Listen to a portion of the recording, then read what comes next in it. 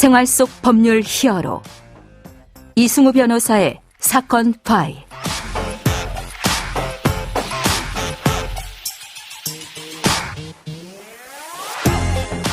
안녕하세요. 이승우 변호사입니다. 각종 사건 사고에서 여러분을 구해드리겠습니다. 오늘 열어볼 사건 파일은 공무원 징계 불복 관련 사건입니다.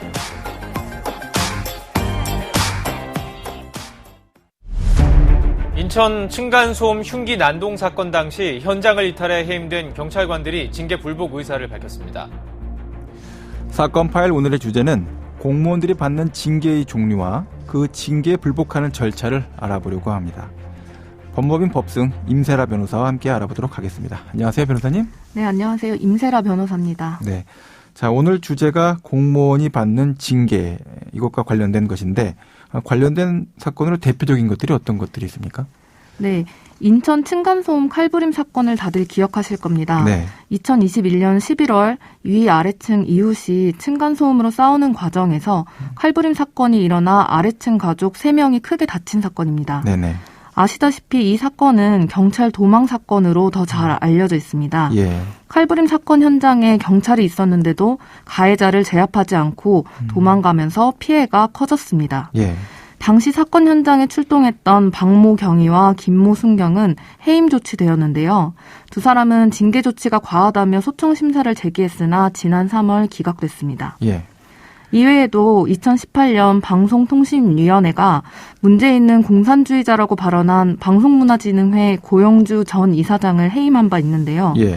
고영주 전 이사장은 이 해임 처분에 불복해 곧바로 방통위를 상대로 해임 처분 취소 소송을 제기하였고 예. 지난 22일 원고 승소 판결 받았습니다. 네. 이와 관련해 공무원 등이 해임과 같은 징계 처분을 받았을 때 이에 불복하는 절차를 알아보고자 합니다.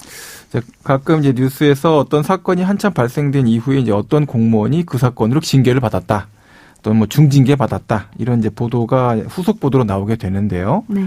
구체적으로 공무원이 받는 징계, 이거에 대해서 청취자분들이 궁금해하실 것 같아요. 어떤 것들이 있습니까? 네, 국가공무원법 제78조에 따르면 공무원은 국가공무원법 등에 위반하였을 때 예. 직무상 의무 위반이거나 직무 태만인 경우, 직무 내외를 불문하고 체면이나 위신을 손상하는 행위를 한 경우에 징계를 받을 수 있습니다. 예. 같은 법 제79조에 따른 징계 종류에는 파면, 해임, 강등, 정직, 감봉, 견책으로 구분됩니다. 네네.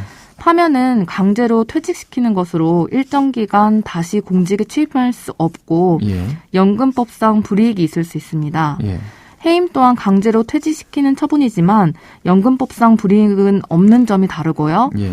강등은 직급을 내리는 것, 정직은 일정 기간 직무에 종사할 수 없게 하는 처분, 이외에 감봉, 견책 등이 있습니다. 네. 이제 앞에서 우리가 언급했던 그 대표적인 사건들처럼 이제 본인이 받은 징계가 이거 불공정하다라고 생각되면 이제 불복을 하게 될 텐데요. 네. 어떤 과정을 거쳐서 불복을 하게 됩니까? 네, 그 본인이 받은 징계가 불공정하다고 생각되는 경우에는 네. 처분을 받은 공무원이 징계 처분 등의 사유 설명서를 받은 날로부터 30일 이내에 소청심사위원회에 심사를 청구할 수 있고 예. 변호사를 대리인으로 선임할 수 있습니다. 네. 여기서 소청이란 징계 처분, 기타 불이익한 처분을 받은 공무원이 그 불복이 있는 경우에 관할 소청심사위원회에 심사를 청구하는 행정심판 제도를 말합니다. 필요적 전치주의에 따라서 교육공무원이 아닌 일반 공무원의 경우에는 행정소송을 제기하려면 소청 절차를 먼저 거쳐야 합니다. 네네. 소청이 접수되면 소청심사위원회는 소청인 또는 그 대리인에게 의견 진술 기회를 주고 예. 심사 청구를 접수한 날로부터 60일 이내에 이에 대한 결정을 하게 됩니다. 결정의 종류로는 각하, 기각, 취소 또는 변경, 예. 무효 확인 및 의무 이행 결정이 있으며 예. 불이익 변경 금지 원칙이 적용되기 때문에 더 중한 징계 처분이 내려질 수는 없습니다. 해당 사안에서 불복했다라는 사유로 해당 징계의 수위를 높일 수는 없다. 네, 그렇습니다. 불이익 변경 금지 원칙이 적용된다라는 의미인데요. 네. 해당 사안 관련해서 이제 불복한 후에 행정 소송은 어떻게 해야 됩니까? 네. 이 소청심사위원회 결정에도 불복할 경우에는 네. 결정을 받은 날로부터 90일 이내에 취소소송 등의 행정소송을 제기할 수 있습니다. 예. 행정소송을 제기하면 관할 행정법원에서 원처분인 공무원의 징계 처분에 대해서 위법 여부를 판단하게 됩니다. 예. 다만 예외적으로 소청심사위원회의 결정에 고유한 위법이 인정되는 때 하나여 소청심사위원회의 결정이 취소소송의 대상이 될 수도 있습니다.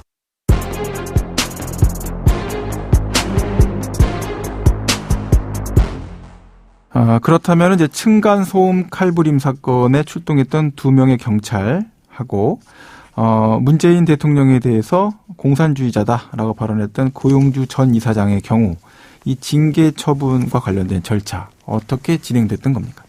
네, 그 사례에서 층간소음 칼부림 사건의 경찰관은 예. 국가공무원법상 공무원이기 때문에 바로 행정소송을 제기할 수는 없고 예. 소청심사위원회에 소청을 제기해야 합니다. 예. 소청심사가 기각되었기 때문에 이에 불복하는 경우에는 90일 이내에 이 결정에 대해 취소소송을 제기하였어야 합니다. 네네. 고영주 박문진 전 이사장의 경우에는 국가공무원법상 공무원에 해당한다고 볼 수 없어서 네. 소청심사를 제기함이 없이 행정심판을 제기하거나 곧바로 해당 처분의 취소소송을 제기할 수 있습니다. 예. 취소소송은 처분 등이 있음을 안 날로부터 90일, 있은 날부터 1년 이내에 제기할 수 있습니다. 네. 고 전 이사장은 처분 직후 처분을 한 행정청인 방송통신위원회를 상대로 취소소송을 제기하였는데요. 예. 1심 재판부는 방통위가 방송문화진흥회 이사장에 대한 해임 권한 자체는 행사할 수 있다고 봤지만 고 전 이사장에 대한 해임 사유를 정당하게 보기는 어렵다며 해임 처분을 취소하라고 판결했습니다. 네. 피고인 방통위가 이 판결에 불복하는 경우 판결서 숭달일로부터 2주 이내에 항소할 수 있습니다. 네네. 항소하지 않는 경우에는 확정되고 취소 판결의 기판력에 의해서 동일한 사항에 대해 당사자는 그에 반하는 주장으로 다툴 수 없게 됩니다. 네, 그러면 오늘 사건에 담긴 법적 포인트를 한 줄로 정리하고 실제 법적 대응과 자문 이어가 보도록 하겠습니다.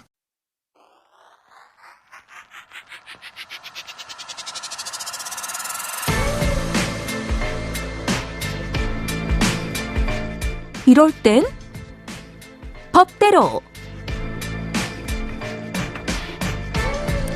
자, 공무원이 징계 처분을 받았거나 또는 그 의사에 반해서 불리한 처분 또는 불리한 부작위 처분을 받은 경우에는 그에 대한 불복을 할 때 소청심사위원회, 그러니까 관할 소청심사위원회에 심사를 청구하도록 하게 되어 있습니다. 이것을 이제 행정심판이긴 한데 특별히 소청, 인사소청 이렇게 이제 부르고 있습니다. 자, 그래서 처분 사유 설명서를 교부받는 징계에 해당되는 것들은 30일 내에 그 처분 설명서 받은 날로부터 접수하면 됩니다. 그런데 처분 사유 설명서가 교부되지 않는 불리한 처분이 있을 수 있거든요. 전보, 경고, 계고 뭐 이런 것들이 있습니다. 자, 이런 것들은 처분이 있음을 안 날로부터 30일 내에 청구를 해야 됩니다. 그러니까 설명서 교부가 안 돼도 30일 카운트가 될 수 있다는 거죠. 기억하셔야 될 것 같고요. 이제 소청심사 관련해서는 이제 소청심사위원회가 이제 국가공무법상에 존재해서 인사혁신처에서 이루어지는 경우도 있고 또 군인사 관련해서는 군인사법에서 군인사소청심사위원회 이렇게 두고 있고요. 각 지방자치단체나 시도에도 각각의 소청심사위원회가 존재합니다. 법원도 법원행정처 소속의 소청심사위원회가 있고요. 교원, 그러니까 선생님이죠. 이 경우에는 이제 특별법에 의해서 교원소청심사위원회에서 판단을 합니다. 자, 이렇게 해서 소청심사와 관련해서 불복할 경우에는 해당 사안 관련해서 결정서를 받은 날로부터 90일 내에 행정소송을 제기하시는 것이 안전합니다. 그래서 90일, 30일 이걸 두 가지를 꼭 기억하시기 바랍니다. 자, 오늘 공무원 징계 그리고 그와 관련된 불복 절차와 관련해서 법적인 이야기를 좀 나눠봤는데요. 마지막으로 법적 조언을 하나 팁으로 주시죠. 네. 공무원이 징계 처분을 받은 경우 이에 불복해서 소청심사를 제기하더라도 절차의 속행을 막을 수는 없습니다. 이 경우 별도로 집행정지를 신청하는 등으로 본안소송 재판이 끝날 때까지 잠정적으로 그 집행을 정지해달라고 요청해야 합니다. 네네. 요건으로는 회복하기 어려운 손해를 예방하기 위한 긴급한 필요가 인정되어야 합니다. 네. 집행정지는 매 단계마다 신청해야 하기 때문에 소청이나 취소소송의 경우에는 1심, 2심, 3심 이렇게 각각 신청해야 하는 점을 유념하셔야겠습니다. 지금까지 임세라 변호사와 함께했습니다. 오늘 말씀 고맙습니다. 네, 감사합니다. 생활 속 법률 히어로 이승우 변호사였습니다. 내일도 사건에서 여러분들을 구해드릴 사건 파일 함께 열겠습니다.